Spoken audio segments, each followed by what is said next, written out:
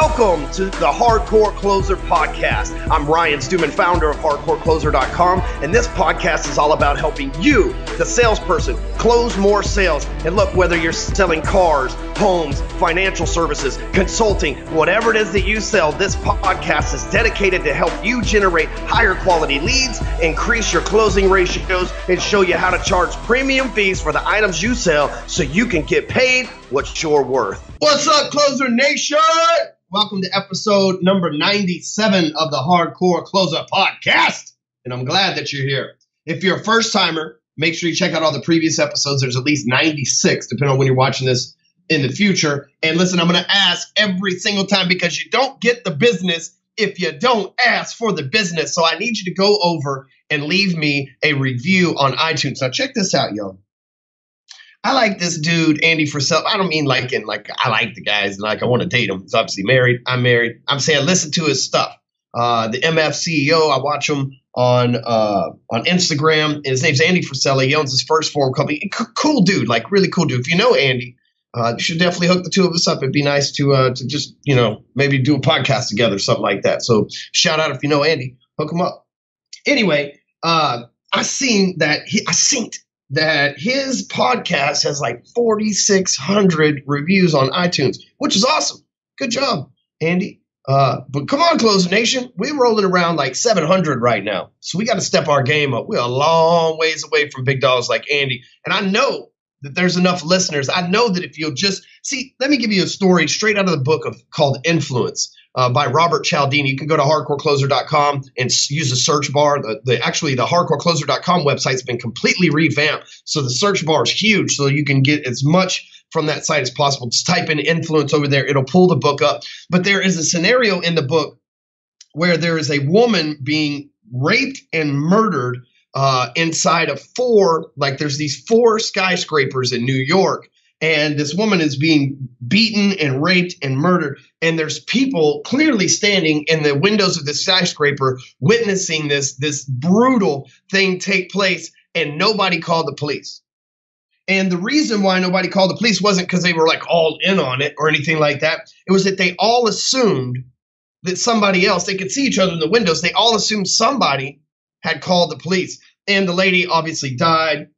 The guy got away with murder and everything else. The reason why I share that story with you is that's what's happening right here. You think, well, if there's 50,000 people a month listening to Stewman's show, he won't notice if I don't leave a review. And that's bullshit. I do notice. Brad, Tom, James, Jordan. I fucking know you guys need to get over there and leave me a review. I'm paying attention, right? So here's the thing. Don't be one of those witnesses at the window that just lets shit happen. Go over, take a minute out of your day. Think about this. You're in the gym right now. You're at work right now. You're trying to listen to these with the headphones on, so you got to listen to your wife tell you shit to do that you don't want to do, or your significant other to do shit that you don't want to do, not listening to your kids, whatever reason that you're listening to this right now. While you're listening to it, just like slide over there to the iTunes, to the podcast app on your phone or on your desktop and leave me a review. If you're confused, Google it, right? If it's actually, you can go to my YouTube channel and it shows you how to leave a review. I'm going to hook you up.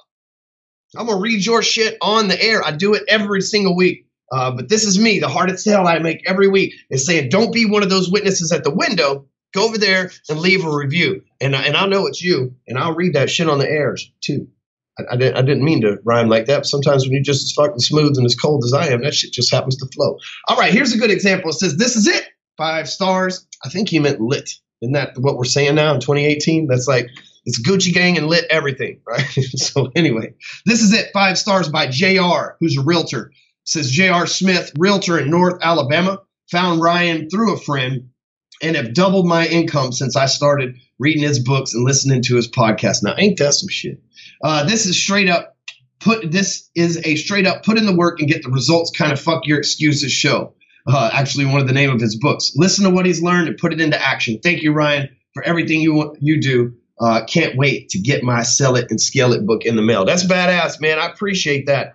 JR, a whole lot. JR Smith here. If you look for a realtor in North Alabama, which I'm guessing is like the Huntsville area. We got some relatives out there in the Huntsville area. Amy's sister, she's married, guys. Calm down. But Amy's sister lives out there in the Huntsville area. So North Alabama is actually a booming part of the country. So congratulations. If you're looking for a house over there in that area, J.R. Smith, look him up. He's over in the North Alabama area. So we're going to talk about in this episode how to start a business. And the shit that they don't tell you in school, the things that I've had to learn. I'm going to share my experiences with you. But before we get into that, I want to talk about one of the biggest needs for your business, and that's how to market it. Because you could be the best salesperson in the world. And by the way, most people think of me as a sales trainer because my blog, Hardcore Closer, has a lot of sales advice in there. But really, my key is lead gen. Now, I'm good at sales, and I've always been a top producer salesperson at everywhere that I've ever worked, and I can prove that. Anytime that anybody would like to know that, I can prove that. I'll give you plenty of references that can say Ryan fucking ran the place when he was here. And so I've been like this moniker of hardcore closer and this salesperson. But the truth is, the reason I'm a rainmaker, the reason why I make so many sales is because I'm really good at lead gen. I'm really good at marketing myself, my business, my products, my brand, and I'm really good at sales. So on the back end, I can close a lot. Now, here's the thing. Even if I sucked at sales, if I had enough leads, if I just take enough turns, the numbers prove that I'm going to get business. So even if you're a person that's a mediocre salesperson, which I don't believe mediocre salespeople listen to this show, but even if, let's just say that you're brand new and you're still learning salesperson and you haven't hit six figures yet, you're brand new to the business, all this stuff, then the key is going to be not for you to learn sales. Listen, you probably can talk. You probably like people. There's those reasons you went into sales anyway. The things that you're going to have to learn is marketing. And there is a ton of sales training programs out there. There's sales training by Jordan Belfort and Grant Cardone and all these other Tom Hopkins and Jeffrey Gitomer and all these legends like Zig Ziglar and all these people. And there's plenty of sales training out there, but what was really missing from the marketplace was like a hardcore marketing program. Because salespeople and marketing people are generally two different people. Like when you go to a company, usually the marketing department has its own people. And you think of the marketing department, it's usually, if you go to like a radio station or a mortgage company or a real estate company, it's usually females. And if you go to the sales department, it's generally men. And now listen, for those of you that get all gender confused and get all pissed, like you said one thing is male dominant. Fuck, I don't give a fuck. Sue me. And I'm going to tell it like it is, damn it. In my experience, this is what I see. I'm not going to sugarcoat the shit. And so it's two different, like male and women, like it's just like two different genders, two different species, two different personality types. And usually if you go to like a title company or anything else, the women are doing the marketing, the guys are doing the sales. And so most guys, because of their egos and stuff, they think, well, I don't need to do marketing. That's a woman's job. And a lot of women are like, I don't want to mess with sales. That's what the dudes do. And they're all over there being stupid and, headbutting each other and tossing midgets on Fridays. Like, well, fuck a bunch of that, right? But here's the truth. If you're a person that can sell and you're a person that has a specific set of marketing skills, your income potential becomes unlimited for real. I know a lot of us get into sales and we say we got into sales because we want an unlimited income, and then we settle at whatever that settlement dollar for you might be. That settlement dollar for you might be $40,000. For some of you, it might be $400,000. You should be making $1 million, but you're only making 40% of whatever it is. And so whatever that number that you settle for. But here's what I know, that truly, when you get good at marketing and you become a rainmaker, when you get good at marketing and you can make it rain leads, that's where the real money is. And B, if you've got badass sales skills, then you can take those marketing skills paired with those sales skills and you can get a raise, you can get a bonus, you can go get a new job, you can get a sign-on bonus. I've had 4 clients in the last 2 years go get 6-figure sign-on bonuses at new companies because they were not only salespeople, they knew how to market themselves as well. Think about this from a brand perspective. Like if a brand knows that they're hiring somebody that can market that brand and make money from that marketing, dude, that's real gangster, hardcore closer sales stuff right there. Now, the reason why I tell you all that is my program, Break Free Academy Entourage, which is like our big mastermind program. It's a mastermind behind marketing. Right? What we want to do is we believe that you're good at sales. You just need more people to sell to. You just need the right people to sell to. Hell, you just need somebody to sell to. And that's what we teach you, how to get those people to come to you. Imagine if instead of cold calling, door knocking, and networking, you could get inbound leads, direct messages, and emails with people who are interested in what it is that you sell. That would change the game for you.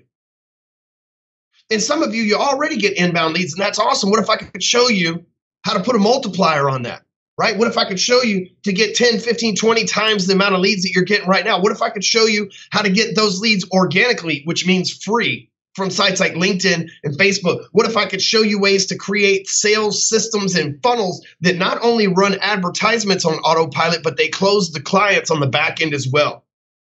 Because the modern salesperson has to be a master at selling from the stage, selling from a webinar, selling from phone calls, selling from text messages, selling from blog posts, selling from videos, selling from belly to belly, face to face, across the state, all over the place, right? That's what you've got to have if you're going to be. See, a lot of people, they say, I'm really good on the phone, but I don't understand technology. That's like being really good at karate, but then you got to fight Conor McGregor, who's good at karate, who's good at wrestling, and who's good at jiu-jitsu, and who can apparently box pretty damn good too. That guy's going to beat the hell out of you. He's going to steal your deals every time. He's probably going to fuck your girl. Then what are you going to do? Ah, shit, fucking karate. But I have the solution. If you want to see power and unlimited income as a professional salesperson, then go over to breakfreeacademy.com/entourage, because here's what I do know. When you get with the right people at the right time, at the right place, the right things happen. And not only are you with those people who you might be able to make it rain for yourself just within that network, but imagine following the path that I have in place. You're listening to a guy right now who has 120,000 followers on Instagram, 180,000 followers. 200,000 followers on Facebook. I have the largest sales group on Facebook, still undisputed fucking champion of social media marketing over here, like 5 years in a row. And when I say social media marketing, I mean, I've got the biggest group. I may not have the largest page, right? Can't beat somebody across the board. Like Grant Cardone's got the largest page, but I've got the largest group. Like there's across the board, no doubt. I've been listed time and time again as one of the top Facebook marketers on the planet. And the reason why I say all that is not to brag, even though it feels good. That's what we do as salespeople, but to tell you that I can solve that problem that you're looking for. You want to make more sales? All you need is more leads. Just go over to breakfreeacademy.com/entourage, sign up, commit for a year. Fuck that month-to-month shit. Commit for a year. I'll coach you every week. I'll give you night school twice a month. You'll get my monthly newsletter in the mail along with the gift, plus the network, plus the training, all for one price annually. Get over there, sign up. Let's make it happen. So let's talk real quick, not real quick. So let's jump into the show here real quick and talk about 5 things that you need to know about starting your own business. See, I know in anytime we go through a new year transition, right? Because this is January 2nd, we're recording this. So anytime you're in a new year position, you got all these goals and all these ideas and all this energy. I know, because I do as well. And with me, I feel so behind the gun because as we've consistently doubled our business, 5 years ago, doubling our business wasn't shit. Last year, doubling our business was really hard. This year, it's going to be even harder because of the massive amount of business. And compared to some, it's not massive amounts of business, but to me, this is the best we've ever been. We continue to level up. We are not comfortable. We're not just trying to settle. And so, it gets harder to double your business. And that doesn't mean that it's impossible, though. But a lot of people think, if I just got that first million, the rest of it would be easy. And I'm here to tell you, it's not how it works. That's not how it works at all. Because that first million, you need it. The IRS is going to take fucking good grip of it. And I know there's people out there that says, oh, dude, you can avoid taxes by captive agency and all this. That's great, right? I hate fucking paying taxes. The IRS, eventually you're going to do enough business where the IRS is going to fucking want a lot of money. It happened to me 2 years ago for the first time. Now I'm used to it, I guess, which is crazy. But this time of year when people have these New Year's goals, a lot of them want to start a new business. And there's a reason 90% of businesses fail. And I just made that statistic up real quick. But let's look. What percentage of new businesses fail? All right, we're going to put this in the good old Google right here. It says 50% survive for 4 or 5 years. 9 out of 10 businesses fail. Okay? If they make it after 4 or 5 years, then 50%. But up till then, 90% of businesses fail. Here's why 90% of businesses fail. It's because they don't tell you as a startup person, if you don't have an MBA, if you didn't go to, some Ivy League college, which you're in sales, you probably weren't born with some silver spoon up your ass. Your parents probably didn't have enough money to send you to college, and nothing against them. I was in that situation too. Sales is the thing that bailed me out. Thank God you don't have all that college debt that comes along with getting an MBA. But here's the thing. There's still some experiences that have got to be had in order for you to be successful in business. And so many businesses fail because when they have these experiences, they fold. They're fucking traumatic.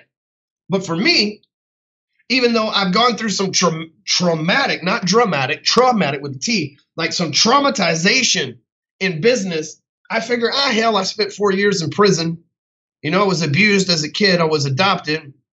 I ran the streets. I've been on drugs. Nothing that can go wrong in the business world's even fucking remotely. Like my old options used to be, if I fail in this business selling drugs, right? If I fail in the business of selling drugs, I could get life in the prison. If I fail in business here, it's like, oh shit, I got selling my McLaren. Oh man, it was nice while it lasted. This is a completely different mindset. People say, I'll put you out of business. I'm like, fine, I'll go get a fucking sales job. Like, I'm going to fucking make money no matter what. If somebody put me out of business, fucking somebody else is going to get my business. I'm going to go work for somebody and I'm going to fucking sell their shit. I'm going to be top producer just like I've been everywhere else in the fucking world. But that's because of these 5 experiences I'm about to share with you. Number 1, it's not going to be easy. Everybody likes to tell you starting your own business is easy. All you have to do is go to LegalZoom and fill out an LLC form and file it with the state and count the fucking money. That's how it happens. What happens is you start a business, and I'm talking about a legit business, right? And when I say legit business, I mean, not to take anything away, so don't start fucking crying and sending me hate mail, but an MLM is not starting a business, okay? A BizOp is not starting a business. Starting an ad agency is starting a business. Starting a funnel closer where you're selling websites, you're selling a website, that's starting a business. If you're not sure what a funnel closer is, you can go to funnelcloser.com. If you are starting an ad agency, if you're starting a marketing agency, if you're starting a lawn care service, if you're starting any of that, if you're selling any of that, and you want to start your own business, it's not going to be easy. And that's what people tell you. They say, oh, it's so easy to make $1 million. Like, that's bullshit. It is easy to make $1 million if you go borrow $1 million to start your business from the bank. All you had to do is fill out some papers. They gave you $1 million. That doesn't mean you made it. Matter of fact, now you owe it. You better hope that you get an ROI from it, or you're going to be in real big trouble, which is just another reason that 90% of businesses fail. Can you imagine that? The force of average is so strong against business owners, there's a 90% chance you're going to fuck up and fold.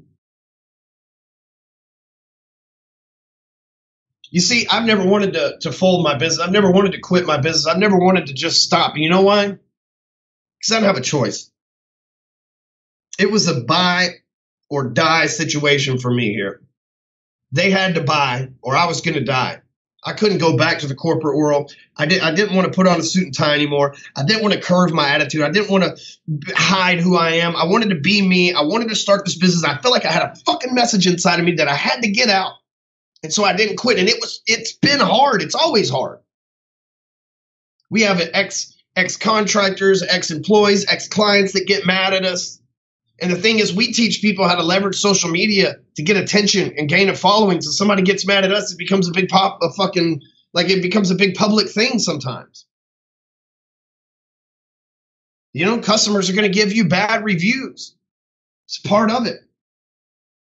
For shit that you didn't even do.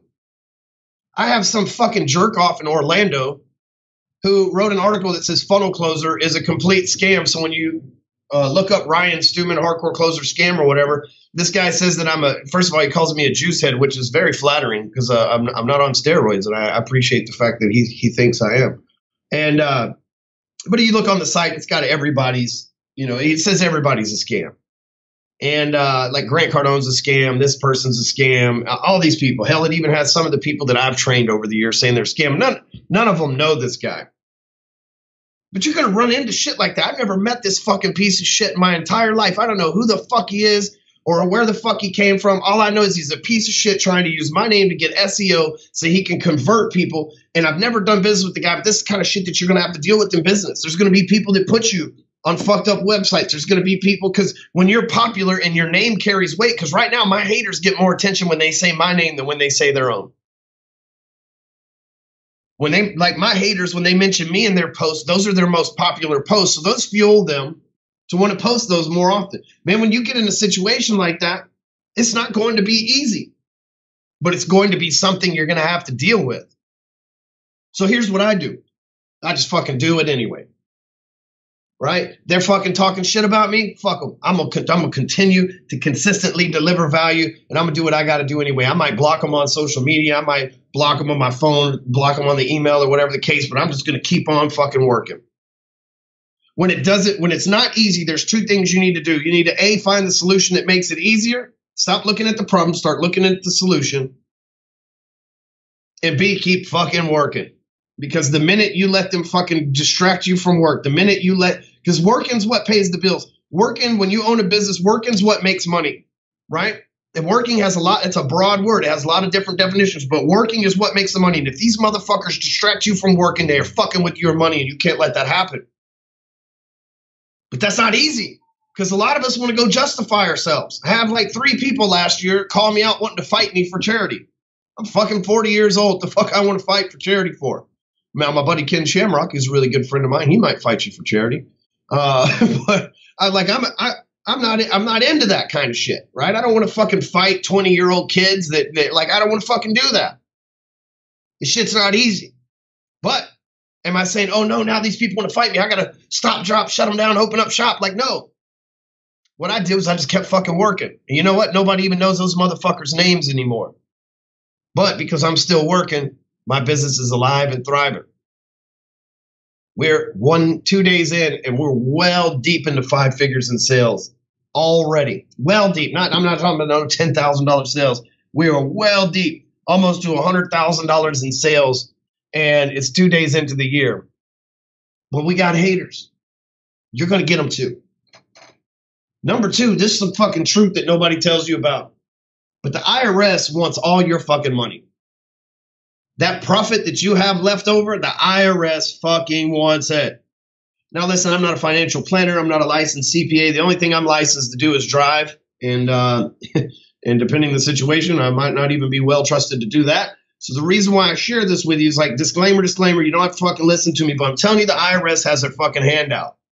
They're the worst business partner on the planet. They're going to want 30 to fucking 50%, because you got state taxes, which aren't IRS, but still it's a tax. They're going to want 30 to 50% of your fucking net proceeds. That means that if you net $1 million, no matter what a motherfucker says, if you net $1 million, you're going to owe about $400,000 to $500,000 of that money. That means you made $1 million, and half of that shit's going to the IRS. Now, listen, there's plans and IRAs and all this other shit, but it fucking boils down to the IRS wants a lot of money. When I first wrote them a 6-figure check, I like to shit myself, because it was about fucking the same amount I had paid myself for the year on salary.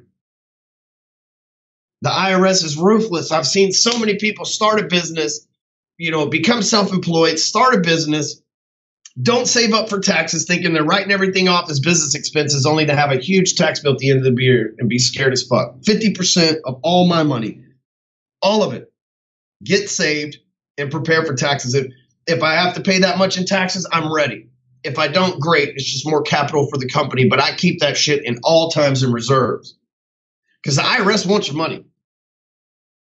The IRS. It's not even just the IRS. It's the state agencies, the fucking payroll agencies, the unemployment agency, the franchise tax agency, the IRS agency, the fucking We Want Money agency, the Little Dick Measuring Contest agency, the Herald and HR Needs a Goddamn Liposuction fucking agency, and every fucking swinging cocksucking fucking accounting fucking nerd, glasses wearing, number crunching, bean counting motherfucker that works for the government shows up with their fucking handout. You better be ready for that shit. Because if you think all that money's yours, you'd be one of those 9 out of 10 businesses that fail. I seen it. Number 3, you better have a plan. A lot of people, they get into business because they got a good idea. There's a big difference between having an idea and having a plan. And when I say have a plan, You need a plan to make money. You need a plan to sell product. You need a plan to market your product. You need a plan to advertise your product. You need a plan on who the fuck you're going to sell to. You need a plan on how you're going to sell to them. You need a plan on how you're going to raise capital. Whatever it is that you fucking want to do with that business, you better have a plan that you can follow. If not, if you just wing that shit, you will not make it. You think 9 out of 10 businesses fail because they had a plan? No, most businesses fail because they had a good idea and no fucking plan. And you can have the greatest idea in the world, but if you don't have a fucking plan to execute it on the back end, that idea is shit.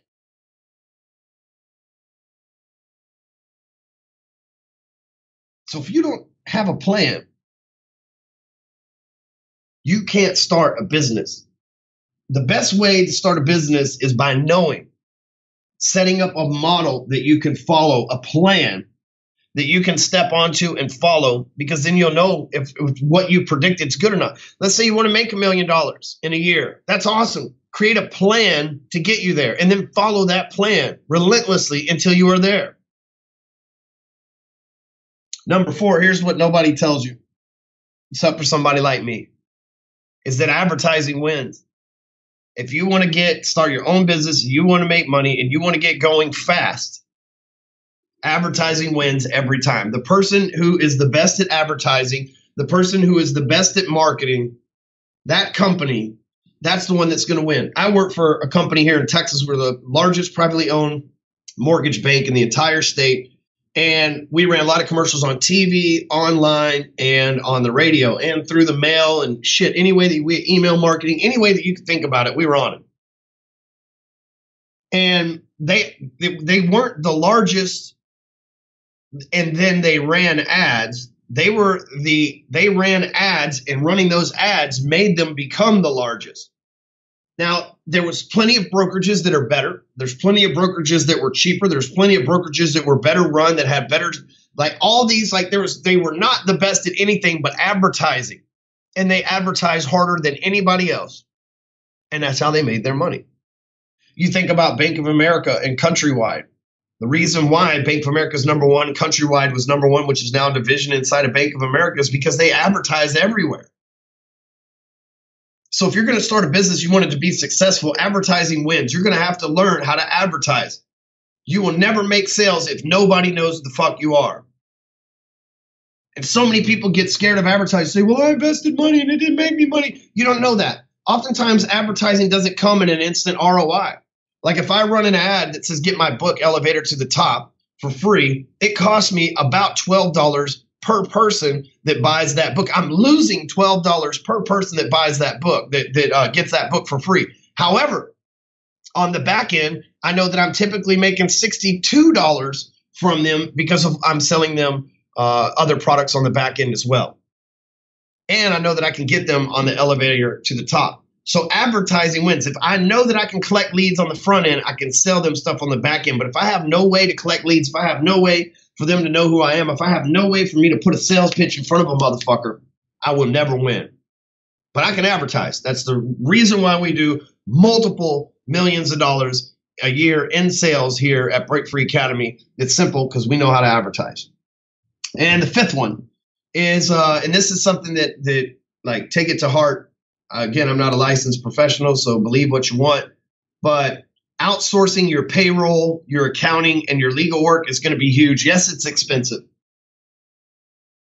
Listen, one of the things that I wish somebody would have told me up front was to get, like, don't mix bank accounts. So don't have people write you a check and you put it in your personal bank account. Open a business bank account, then get a business credit card. Amex is who I started with. Put all your charges on that credit card, pay it off every month because you can use those points for your travel and things of that nature. From that point, you put all the business expenses on one business card. Amex is who I use. You put all the money in the business account, and the business account pays off that credit card. You do that for advertising and everything else. Then it's easy for you to outsource your payroll. It'll cost you $50 a month, maybe $100 a month, depending on how many people you have to outsource payroll. You need to put yourself on a salary. That's going to be huge for you. You don't just want to like take the leftover money from the company. You need to put yourself on a salary. Like most people don't realize this, but my salary here is $20,000 a month. That's all I pay myself. It's 20 grand a month. Everything else we invest back into the business. At 20 grand a month, I was able to save up enough money to buy a McLaren, and that's like 20 grand a month is great for me. I have zero debt.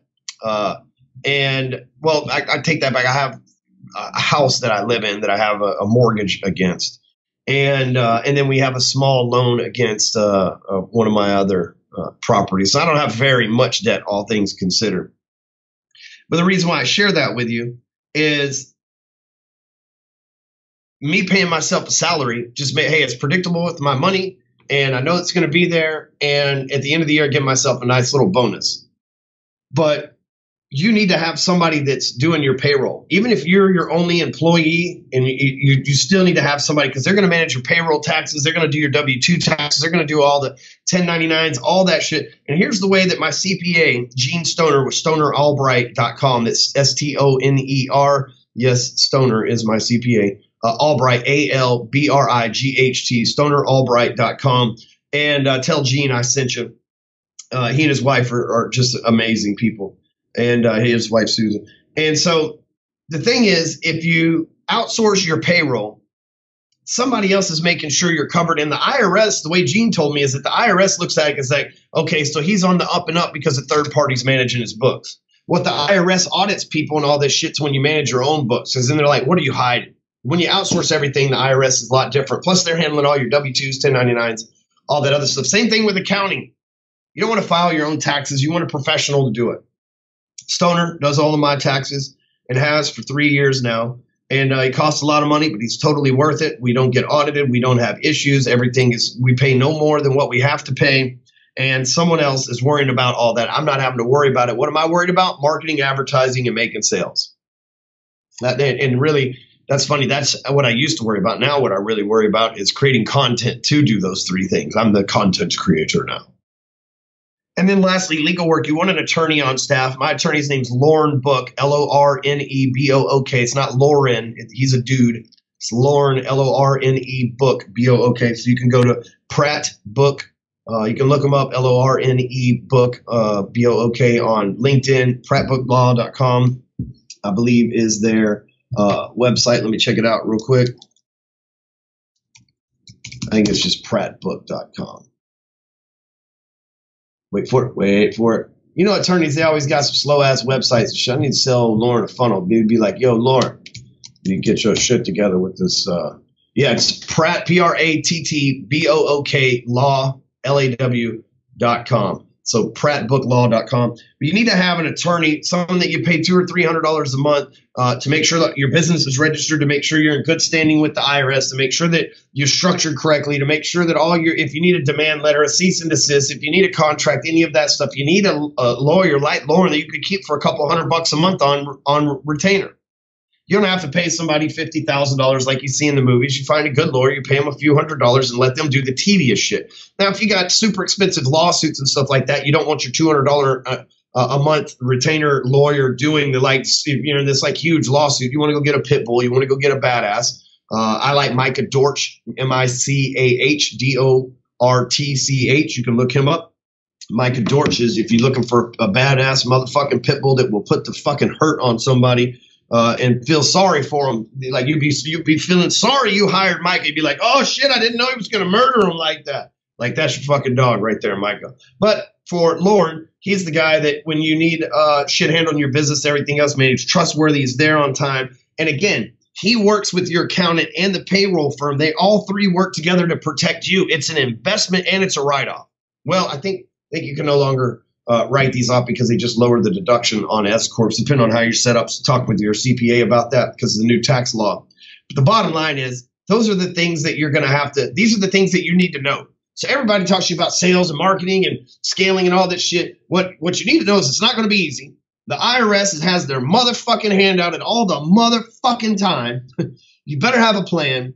And he who advertises the most makes the most. That's just the end of story. And then you want to outsource your payroll, accounting, legal work, because that just keeps you straight with the government, regulatory, Herald, fucking pencil neck, geek, number crunching, bean counting motherfuckers that all want to come and try to put you out of business. They're all anti-fucking American entrepreneur. They are. People that work on Team IRS team government. These are anti-entrepreneur, these are motherfuckers that can't be you. These are people that don't have the personality. And these are the people that fucking come looking at you when you're starting a business. They're trying to make you part of that 90%. You got to fight against it. Let's just hope none of them listen to me on this episode, right? And I'll be like, real quick. Hey, but you know what, IRS? I pay more than my fucking fair share. Everything's fucking done right because I follow the rules right here. So it is what it is. With that being said, those are the things that you need to fucking handle in order to make sure that your business is protected if you're going to start a business in 2018. Also, if you're starting a business, go over to Amazon, grab my latest book, Sell It and Scale It. It'll teach you how to go from being a salesperson to being the CEO of your own business. Again, it's Sell It and Scale It, written by me. Just go on Amazon. You can look up my name or Sell It and Scale It. And this episode, if you know somebody who's starting their own business, who's stepping out of their comfort zone, who's creating their own funnel closer agency, who's creating their own marketing, social media agency, consulting, coaching, whatever it is, make sure you send this episode over to them. Maybe you email it, text it to them, send it to them in the DM. Make sure you share it on social media and make sure that you are focused in 2018. And I'm going to catch you closers next motherfucking week like always.